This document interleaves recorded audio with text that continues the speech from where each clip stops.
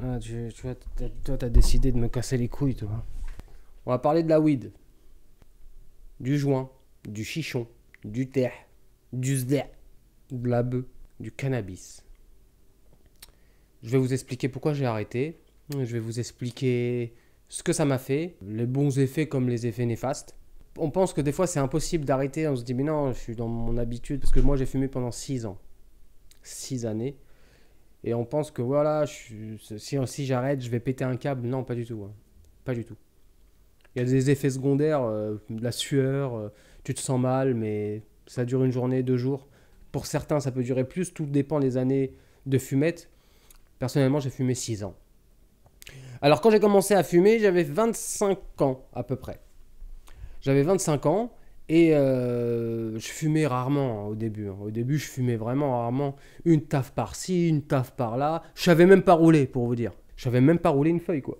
Rien du tout. Donc avec des potes en soirée, soirée appartement, ou soirée chambre de bonne, hein, faut voir, moi j'avais une chambre de bonne. Bon, on se mettait dans une pièce, c'était la mienne, et on fumait tous. On était sur internet, on rigolait, on jouait un peu aux jeux vidéo. Et un jour, on part à Amsterdam. On part une fois, ça se passe bien. 2 fois, ça se passe bien. C'est vrai qu'Amsterdam, je me rappelle, la bœuf était forte, hein. Vraiment était forte comparée à celle en France. Le THC, il était super élevé. Je regardais mes potes et je leur disais, putain, c'est fort en chocolat leur truc, hein. 2 tafs, je suis défoncé. On compare, on revient, au bout du deuxième voyage, on fait exactement la même chose. On fume un peu. Après, voilà, quand t'es à Amsterdam et que tu fumes, c'est pas terrible. Même la population là-bas, les Hollandais, ils nous regardent, les Français, ils nous disent putain, ils sont tout le temps défoncés. T'arrives même pas à t'exprimer en anglais, t'es foncé. T'es foncé tout le temps. C'est pénible pour eux. Donc, bon, nous, on se comportait assez bien quand même. On n'était pas des schlags, hein, mais quand même, t'arrives là-bas, salut, je veux avoir un coca, s'il vous plaît. C'est relou pour eux. Et en même temps, bon, bah, c'est ce qu'ils vendent. Voilà, ils sont un peu connus pour ça.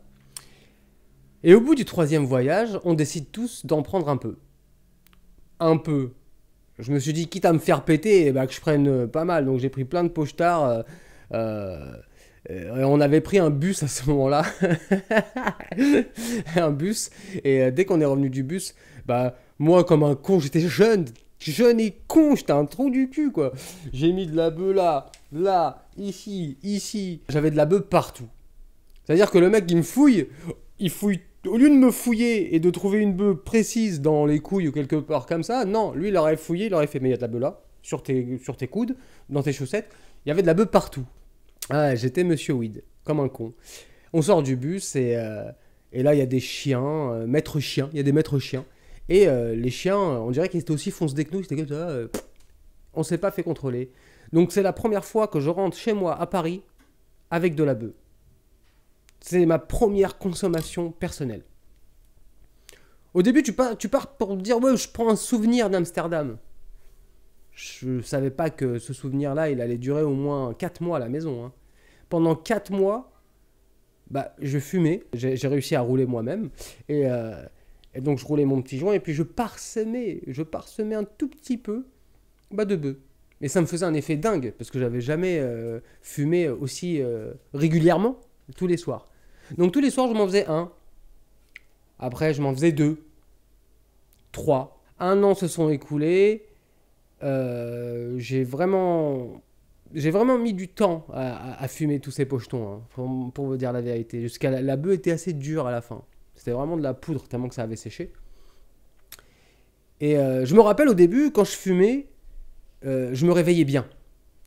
Genre les 2 premiers mois, je sais pas pourquoi, je me réveillais super bien. J'étais en forme dès le matin, pas la tête dans le cul. Je sais pas pourquoi. Mais j'étais super bien, même au boulot. J'avais le sourire et tout. J'étais cool, quoi. Je me disais, ouais, la bœuf, ça a un bon effet. C'est un bon effet.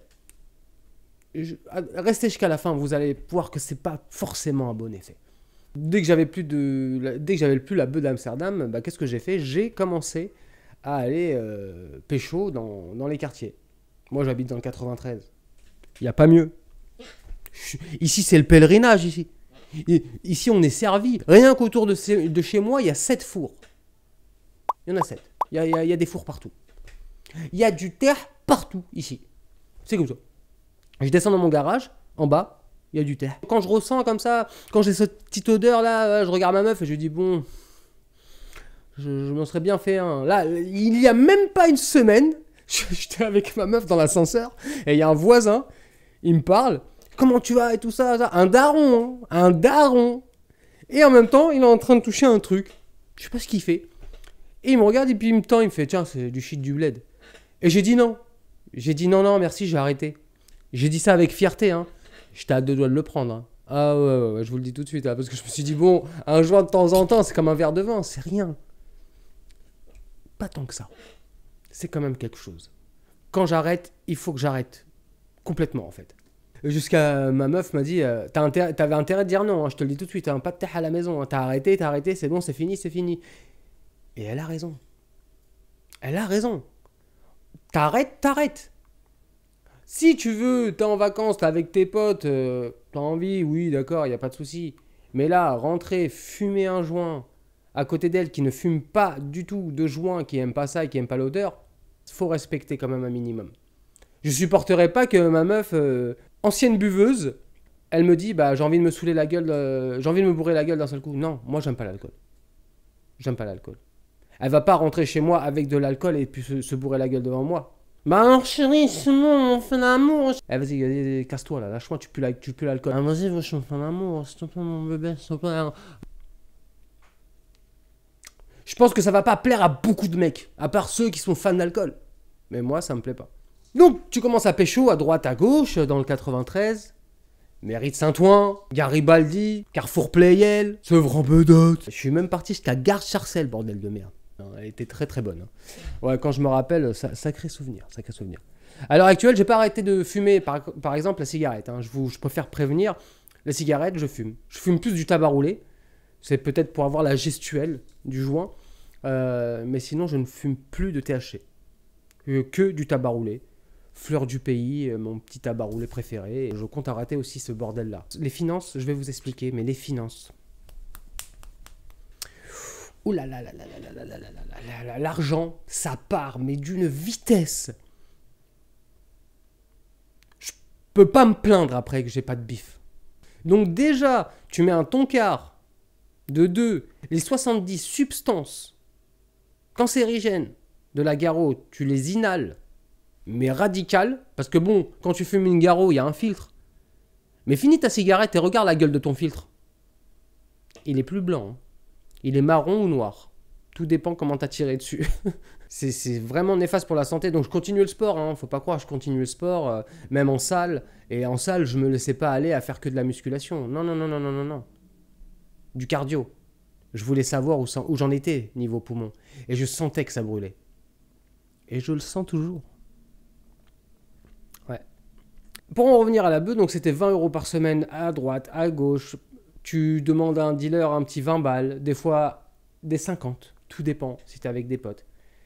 Les 50 partent vite, donc si tu fais 50 par semaine, tu es à 200 € par mois. Et c'est ce qui est arrivé à la fin. Ah, j'étais à combien? Ouais, 100 balles toutes les 2 semaines. À la fin, j'étais à 100 balles toutes les 2 semaines. 200 € par mois. 2400 balles. Ouais, à l'année. Une moto. C'est une moto d'occasion, ça. Je parle pas des voyages. Hein. Parce que 2400 balles, tu te payes un billet en Thaïlande, toi et ta meuf. Plus, tu vis bien. Tu peux aller partout. En Islande, tu peux aller en Irlande. L'Irlande, c'est super beau. Je vous conseille d'ailleurs. C'est là où il tourne aussi Game of Thrones. C'est magnifique. Même si c'est pas plage, cocotier, sable fin, mon cul, allez-y. Enfin bref, je m'écarte du sujet là. Donc au début, j'aurais une petite taf quand même. On dirait que c'est un joint, hein, mais c'est du tabac roulé. Je devrais arrêter cette merde aussi. Ça sert à rien. 200 € par mois, sans parler des paquets de clopes et des feuilles. Ouais. Parce que la bœuf, au début, c'était cool.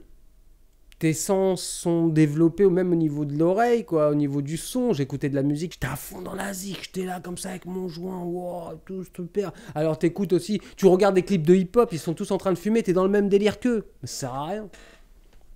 Wiz Khalifa, il a fait son bif, lui, depuis. Il a une entreprise, lui. Il a une montagne d'argent, mais nous, on a quoi? Après, je dis pas, hein. Il y en a qui peuvent vivre avec. Il y en a qui peuvent travailler avec. Pour certaines personnes, ça leur donne des ailes. Et pour d'autres personnes, ça les enfonce. Mais j'ai pas vu beaucoup de personnes qui réussissaient avec la bœuf. Hein. Pas beaucoup. Parce que la bœuf, elle te fait réfléchir. Elle te fait penser. T'as beaucoup plus d'émotions. Et tu psychotes. Donc des fois, je me disais, je psychotais pour rien, pour un rien. Je me disais, Rémi, arrête de psychoter. Si t'avais pas fumé, tu ne penserais pas comme ça. Et c'est le cas. Vu que je ne fume plus. Maintenant, je suis à tête reposée et je peux contrôler certaines émotions. Mais quand j'étais sous l'effet, sous l'emprise du THC, tu réfléchis à tout et à rien. Tu fumes tout seul, après tu fumes avec des potes. Tu vas voir des potes pour fumer avec eux. Pourquoi tu vas voir des potes pour fumer avec eux? Pourquoi? Pourquoi tu vas pas voir des potes juste pour voir tes potes? Ça sert à rien. On se voit, on fume un joint, ouais, et après t'as la flemme de sortir. T'as envie de jouer à la play. Comme une loque, t'es comme ça, tu bouges plus. Mais tu perds du temps. Tu perds du temps. Tu peux rentrer du taf et être créatif à côté. Continuer quelque chose qui va te permettre de créer une entreprise, qui va te permettre d'apprendre une nouvelle langue. Dans une journée, tout humain a 24 heures. Pourquoi les niquer après en étant fonce-dé, après le travail? Pour ceux qui ne fument pas avant d'aller au taf. Parce qu'au début, je fumais pas le matin, je fumais que le soir. C'était systématique, que le soir. Et avec le temps, je travaillais au Galeries Lafayette, et d'autres fumaient. Ouais, Rémi, on va fumer un joint, on va fumer un joint. Donc je revenais, je commençais à revenir un peu fonce-dé. Et c'était marrant au début. Mais il y a un moment donné où tu contrôles rien. Il y a un moment donné où tu es vraiment une loque, les cernes, ils arrivent, tu as tout ça qui est noir, tu as les yeux un peu rouges, tu as un air assez fatigué, tu es cramé. Donc, je continue à fumer. Et je continue à fumer, et à un moment donné, ça me faisait plus rien. On dirait que tu as l'illusion du bonheur. Tu es là, tu t'en bats les couilles de tout ce qui est à côté, quoi. À un moment donné où stop, quoi. Tu vas fumer, et après tu vas aller où comme ça? Tu vas dépenser 2004, tu vas arriver à 7000 balles. 7000 balles en 3 ans? T'aurais pu faire quoi avec 7000 balles? C'est mieux d'investir dans un actif que dans un passif. C'est toujours mieux. Ensuite, le confinement est venu. Au premier confinement, j'ai commencé à fumer, je continue à fumer, et là, je me suis dit, mais j'arrête, c'est bon. Qu'est-ce qu'il faut faire pour arrêter? Moi, ma solution, c'est de ne plus en acheter. C'est de ne plus en acheter. Tu achètes plus. Le premier soir, j'étais en sueur. Je vous cache pas. Je me suis réveillé le lendemain matin, tout était mouillé. Le drap, le coussin, le corps a réagi. Tant mieux. Le deuxième jour, un miracle pour moi, j'ai cru que ça allait durer plus longtemps, c'est passé. Je ne voulais plus fumer. Le 5e jour, j'étais super content d'avoir... j'ai une boîte à bœufs, je l'ai rangée, d'avoir rangé cette putain de boîte. J'étais super content. Et tout le bif et tout l'argent que j'ai collecté surtout. C'est incroyable. On a la flemme de base déjà. Nous, les humains sont flemmards. C'est flemmard pour certains, on a la flemme. Tout ce qui t'entoure déjà te donne la flemme. Surtout à cette période de merde où tu ne peux pas sortir, tu sors, tu es obligé de remplir une attestation, ça te casse les couilles. Le flic, il vient même plus pour voir si tu as un problème, il vient pour voir si ton papier n'est mal rempli ou pas, ou si tu as mis la mauvaise date ou pas la bonne date, c'est n'importe quoi. Alors si tu commences à être fonce-dé avec tout ça, c'est galère. Quand je fumais à la fin, il y avait, il y avait du cannabis qui était mal foutu. Parce que la demande est telle que ils la font pousser tellement rapidement qu'elle est dégueulasse. Elle est dégueulasse, la bœuf. Si une personne la fait pousser chez elle et qu'elle sait contrôler la molécule, elle contrôle sa molécule parfaitement, elle sait la faire pousser, elle sait lui donner l'eau qu'il faut, elle sait la mettre à une température parfaite, et que tu me dis, oui, moi je fume une bœuf qui est agréable à fumer, ok d'accord, au moins tu fumes de la qualité. Mais quand tu vas pécho à droite à gauche et que tu donnes de l'argent à tous les fours de Paname, tu fumes de la merde. Elle est dégueulasse. Donc voilà ce qui m'a permis d'arrêter, c'est me dire, j'ai pas besoin de ça, on est né sans, Je vais pas rester toute ma vie à fumer ça parce que j'ai fumé pendant 6 ans. Et pour passer le cap, pour vraiment arrêter, bon, on a une petite appréhension quand même. On se dit merde, est-ce que je vais réussir? Ça te fait peur de plus avoir ta substance de confort. Ça te fait vraiment peur. Et au final, c'est passé en 1 journée et demie, même pas 2 jours. Allez, 48 heures, à tout casser. Un jour, j'ai fait un tournage avec un régleur cascade nommé Kefi à briques. Et on a fait, on est 2 cascadeurs, donc on a fait le clip de Matt Houston, La Bagne, je crois. Et il y a un mec qui m'a dit, on parlait de, je fumais une cigarette à un moment donné, et il m'a dit, tu fumes de la beuh et tout? Je lui ai dit oui, et je fais, toi? Il me fait, non, non, non, j'ai arrêté la beuh. Et il m'a dit une phrase qui m'a vraiment marqué. Il m'a dit, depuis que j'ai arrêté la beuh, tout ce que j'ai entrepris, c'est concrétisé. Je l'ai regardé dans les yeux comme ça, parce que moi je fumais à cette époque-là, et puis des fois, j'ai envie de faire une vidéo, j'ai envie de faire ceci, faire cela, et je me dis, ouais, je vais rouler un petit joint et on verra après. Non, non, non, non.